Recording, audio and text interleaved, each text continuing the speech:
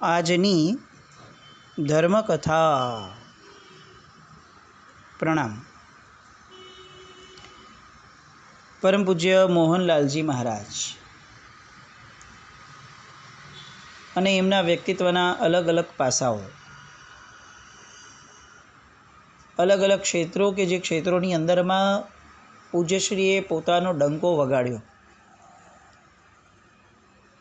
શાસન પ્રભાવનાની બાબતથી માંડી અને અનેક બાબતો કે જે બાબતોની અંદરમાં પૂજ્યશ્રીએ પોતાના ગુણો દ્વારા પોતાની સુપ્રીમસી જાણે લોકોની વચ્ચે પ્રસ્થાપિત કરી હોય એવી સરસ મજાની વર્તના પૂજ્યશ્રીની રહી.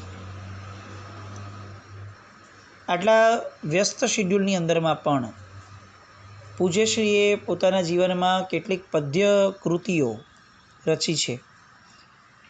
ગઈકાલે આપણે સ્તવનો જોયા, 4 સ્તવનો જે સાહેબે રચ્યા હતા.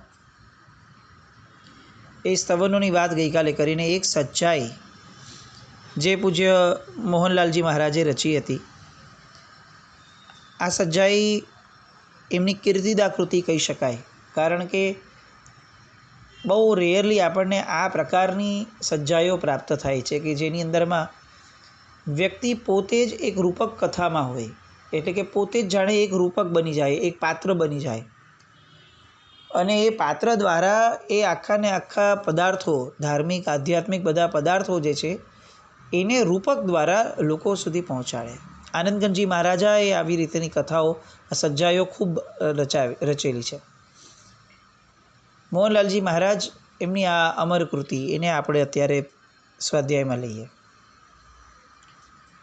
તુમ માલ ખરીદો त्रिशला नंदन की खुली दुकान है, सूत्र रूप से भरी पेटियाँ, मुनिवर बनिया व्यापारी, तरह तरह का माल बतावे अपना मन राजी जी, तुम माल खरीदो त्रिशला नंदन की खुली दुकान है.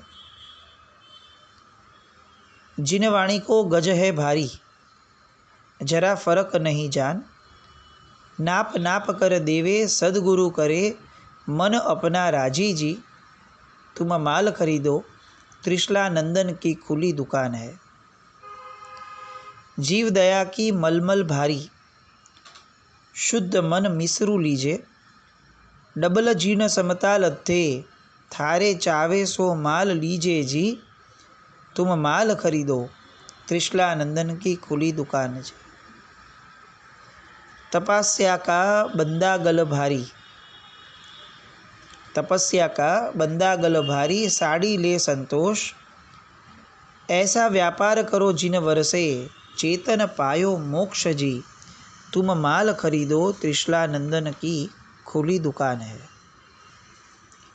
खुशी होए तो सौदा करना, नहीं जबरी का काम, थारे चावे सो माल ले जाओ, मैं मांगू नहीं दाम, तुम माल खरीदो त्रिशला नंदन की खुली दुकान है.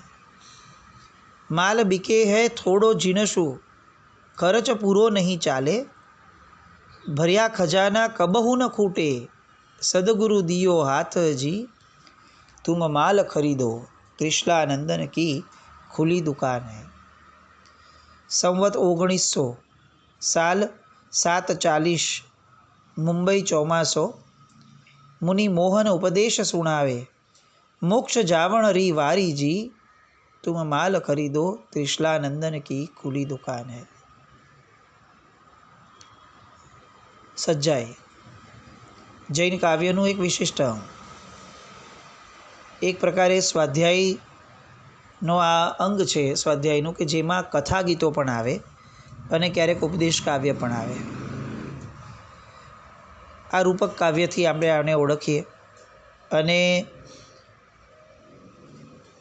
લઘુ નવલિકા જેવા કેટલાક પાત્રો જે આની પૂર્વે પણ આપણે રચાયા છે. આપણે આગળ સચ્ચાઈની અંદરમાં અનેક મહાપુરુષોની સચ્ચાઈઓ આપણે ગાઈએ છીએ. આમ જોવા જઈએ તો સચ્ચાઈ એ સ્વાધ્યાય છે, તો સ્વાધ્યાય તો પોતાનો હોવો જોઈએ, તો મહાપુરુષોનો કેમ કરીએ છીએ? સ્વ અધ્યાય, પોતાનો અભ્યાસ એ સ્વાધ્યાય છે, તો પછી મહાપુરુષોને આપણે કેમ લઈએ છીએ?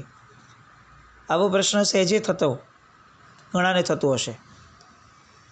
એટલે એનો આ સહજ જવાબ છે કે આપણે કથાગીતને પણ અને ઉપદેશ કાવ્યને પણ રૂપક તરીકે સ્વાધ્યાયનો ભાગ ગણ્યો છે, કારણ કે એના દ્વારા પોતાને પામી શકાય છે, પોતાનામાં ઊંડા ઉતરી શકાય છે.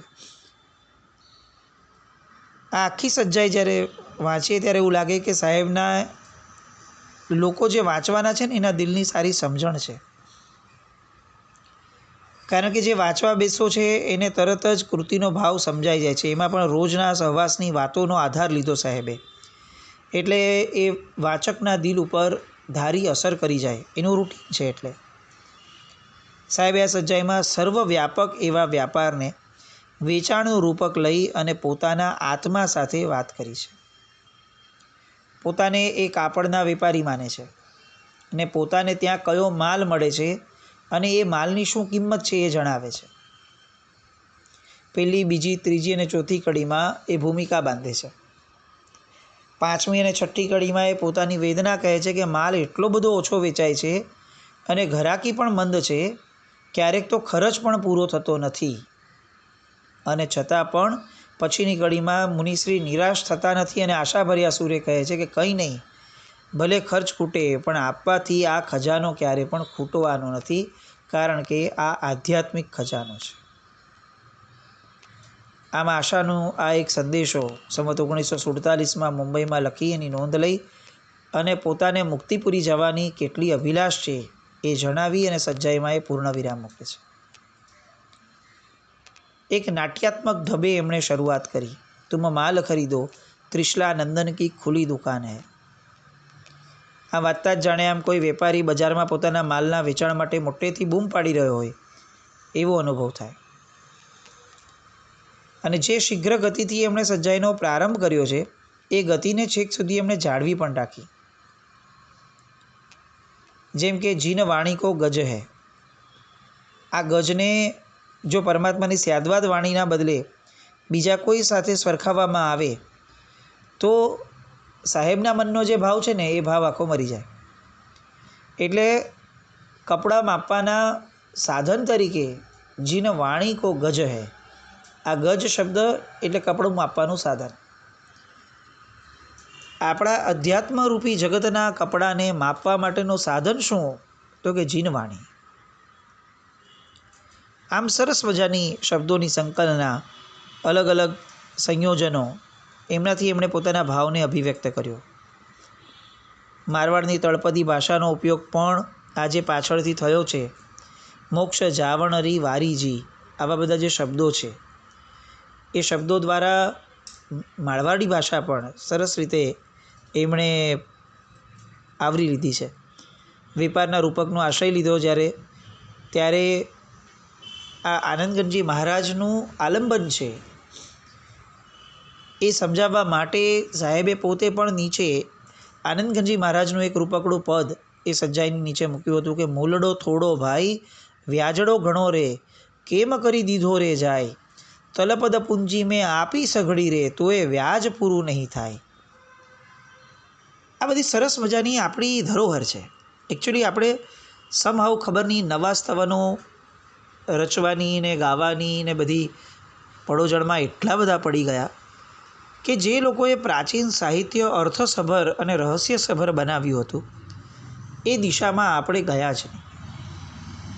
આજે આપણામાંથી એવા કેટલા બધા લોકો હશે કે જે લોકો જિનાલયમાં કે વગેરે દેવવંદન વગેરેમાં ચોપડીમાંથી ગાઈને જોઈને સ્તવનો ગાતા હશે, કારણ કે આપણને સ્તવનો ગાવાની હોશ છે. બધા કંઠસ્થ નથી થઈ શકતા, તો ચાલો આપણે ચોપડીમાંથી જોઈને ગાઈએ. પણ પ્રોબ્લેમ એ છે કે આજની ચોપડીઓમાં જેટલું સ્થાન પ્રાચીન સ્તવનોને અપાયું, કેટલેક અંશે એટલું જ અથવા એનાથી વધારે સ્થાન અર્વાચીન સ્તવનોને અપાવવાનું શરૂ થયું. યુટ્યુબ વગેરેના માધ્યમો છે, રેકોર્ડિંગ થાય, રોજ નવા નવા સ્તવનો સંભળાય, ચારિત્ર જીવન પરના, વીરતી પરના, ગિરનાર ઉપરના. આનંદ છે, પણ આપણે ક્યાંક ને ક્યાંક આપણી પોતાની ધરોહરને ભૂલી એના પ્રત્યે દુર્લક્ષ કરી અથવા અનાયાસે પણ એની ઉપેક્ષા કરીને આપણે આગળ વધીએ છીએ. આ મહાપુરુષો આવા જે રહસ્યમય કાવ્યો મૂકીને ગયા એ રહસ્ય આપણને આજની કૃતિઓમાં ક્યાંથી જાણવા મળવાનું? કેટલાય પુસ્તકો, નવપતજીની પુસ્તિકા લઈએ હાથમાં તો ક્યારેક ક્યારેક એવું ખબર પડે કે આ નવપતજીની પુસ્તિકા છે, આટલા બધા પ્રાચીન પદો નવપતજી પરના છે અને તેમ છતાં પણ પુસ્તિકાની અંદરમાં રિસન્ટલી કોઈ મહાત્માએ રચેલી બધી કૃતિઓ આપણને જોવા મળે અને પછી આપણે એ ગાઈ અને ઘણીવાર આપણને એવું લાગે કે આપણે સરસ મજાનું બધું નવપતજીનું આરાધન કર્યું. ના, નથી, આરાધન તો છે જ, પણ પ્રાચીનતાની જે એક આખી ભવ્યતા છે, અનેક લોકો પોતાના વાણી દ્વારા આ શબ્દોને સ્પર્શી ચૂક્યા હશે અને એ શબ્દોને સ્પર્શવા દ્વારા એમણે કેટલા ભાવો ઊભા કર્યા હશે. આજે આપણે જ્યારે પ્રાચીન સ્તવન ગાઈએ છીએ ત્યારે ફક્ત એ શબ્દોની ગોઠવણી નહીં, એ શબ્દો જેમણે ગાયા છે આટલા વર્ષોમાં, એ બધાના ભાવો પણ આપણા સુધી સ્પર્શે.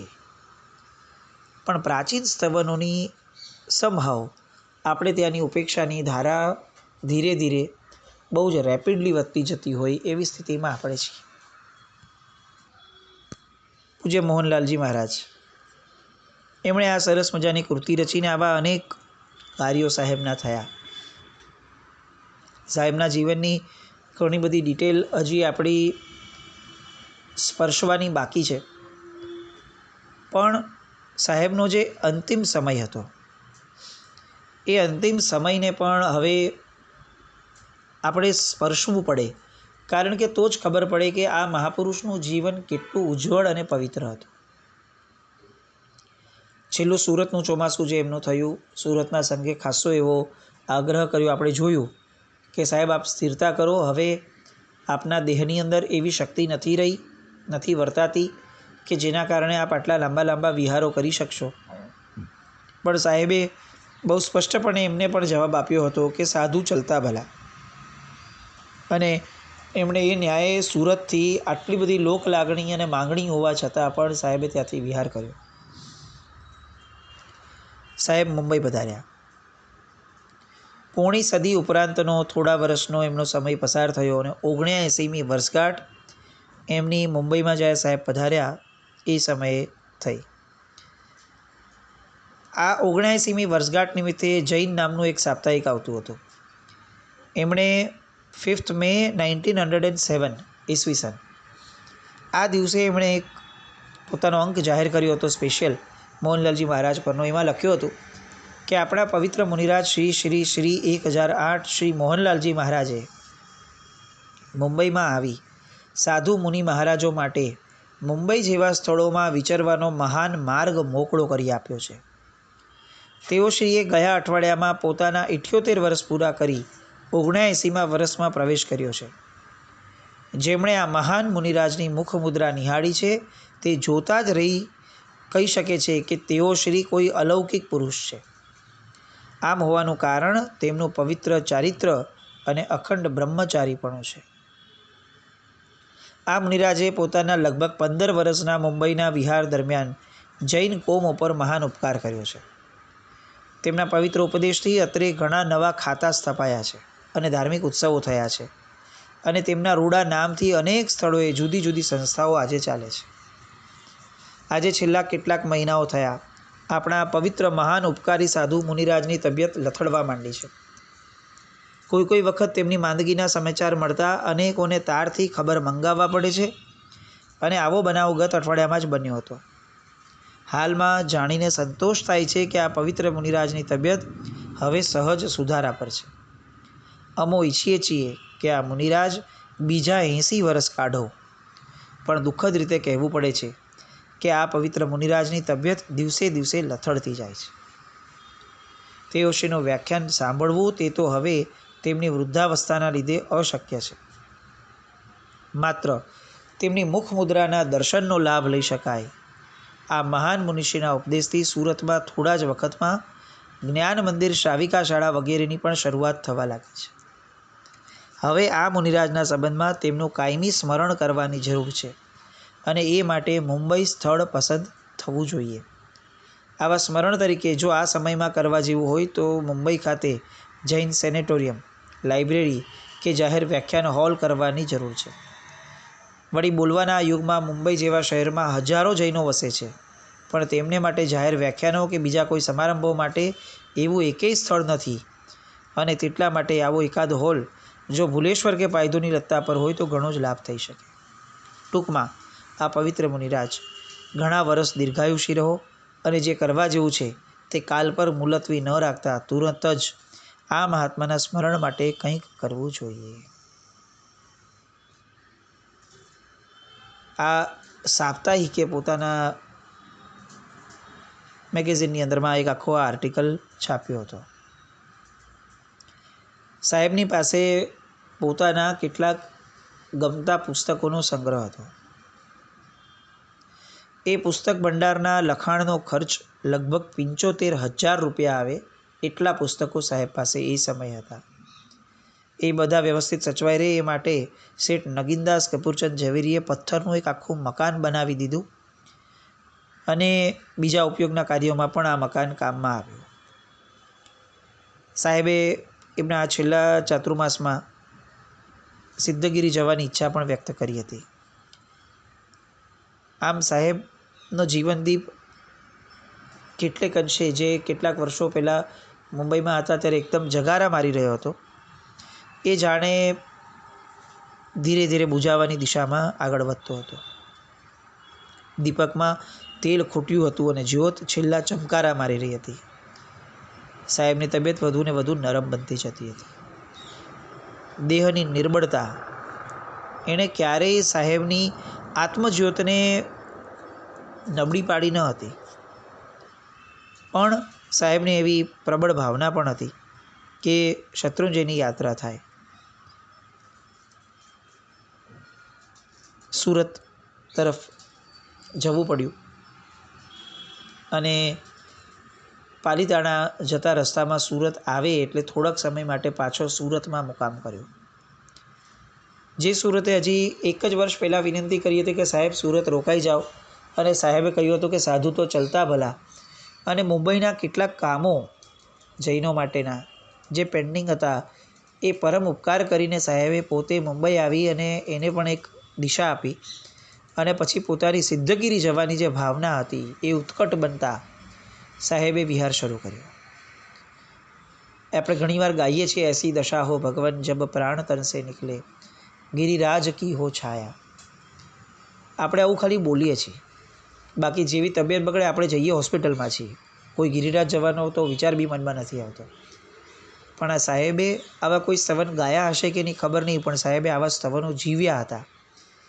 અને લથડતી તબિયત હોવા છતાં પણ એ કંઈ વ્હીલચેર અને ડોળીનો જમાનો ન હતો અને આ મહાપુરુષે ક્યારેય વાપરી પણ ન હતી. પોતાના ચાલતા પગે મુંબઈથી ફરી પાલીતાણા જવા માટેનો આ વિચાર એમણે સાર્થક પણ કરવા માટેનો પ્રયત્ન શરૂ કર્યો. 80 વર્ષની ઉંમરે મુંબઈથી સુરત સુધી પહોંચ્યા. સુરતમાં કેટલેક અંશે સ્થિરતા કરવા માટેની લોકોની આગ્રહની ધારા આવી અને એ સ્થિરતા દરમિયાન જ તબિયત એવી લથડી કે પછી આ જે થોડોક વિરામ માટેનો સ્થળનો ભાગ હતો એ એનું અંતિમ વિરામ બનીને ગયું. સાહેબે છતાં પણ સુરતમાં હતા એટલે ઉપદેશ અને પ્રેરણા કાર્યો ચાલુ રાખ્યા. સુરતમાં આવ્યા પછી એમણે કતારગામ જિનાલયની વાર્ષિક વર્ષગાંઠ હતી એ માટે એમણે રૂપચંદભાઈ લલ્લુભાઈને પ્રેરણા કરી અને 21,000 રૂપિયાની સખાવત એમણે કરાવડાવી સ્વામી વાત્સલ્ય માટે. સુરતમાં સંઘોએ જોયું કે હવે તબિયત બહુ કામ નહીં આપે એટલે બધાએ સાહેબને વિનંતી કરી કે સાહેબ હવાફેર માટે આજુબાજુમાં ક્યાંક જઈએ તો, પણ સાહેબે ના પાડી. એ જમાનામાં એ સમયમાં નગીનદાસ ઝવેરચંદને સાહેબે શેખરજી ઉપર કિલ્લો અને ગઢ બાંધવાની પ્રેરણા કરી, જે આજે આપણને સખત કામમાં આવી રહ્યો છે. એ કિલ્લો જે પાર્શ્વનાથ ભગવાનની ટૂંકની બાજુમાં છે એ બનાવ્યો હતો મોહનલાલજી મહારાજની પ્રેરણાથી નગીનદાસ શેઠ ઝવેરીએ. આ સાહેબના અંતિમ સમયની આ બધી વિઝનની ધારા હતી. કોપીપુરાની અંદરમાં શ્રી મોહનલાલજી જૈન ઉપાશ્રય જે સાહેબની પ્રેરણાથી જ બન્યો હતો. સાહેબના નામે જ આ ઉપાશ્રય જે આજે પણ પ્રચલિત છે એ મોહનલાલજી જૈન ઉપાશ્રયમાં સાહેબ પોતે અંતિમ સમયમાં પોતે સ્થિર રહ્યા. એમનો આત્મ ઉપયોગ ગજબનો હતો. આવી બગડેલી હાલતમાં પણ સાહેબ આત્મજાગૃતિ ક્યારેય ચૂકી નહોતા ગયા. નવકાર મંત્રનું રટણ સતત ચાલુ હતું. જીવનભર સાહેબે જે સમાધિ અને શાંતિની સાધના કરી હતી એ સાધના હવે સહજ સમાધિમય બની ગઈ હતી. અને ચૈત્ર સુદ 11 એ દિવસ આવ્યો. સાહેબ એટલા જ્ઞાની હતા કે સાહેબે પોતાના કાળધર્મ પહેલાં એક એવી ઘટના લીધી, ઘટનાને આકાર આપ્યો, જે ઘટના સાંભળીને આપણને ખરેખર આશ્ચર્ય સાથે સાહેબની પાસે ઝૂકી જવાનું મન થાય કે આ કઈ સાધના કરીને આવ્યા હશે આ મહાપુરુષ, જેમનો જન્મ દૈવી સંકેતથી થયો હતો, સ્વપ્ન દ્વારા. હવે એમનો કાળધર્મ પણ કંઈક આવા જ સંકેતથી થાય છે.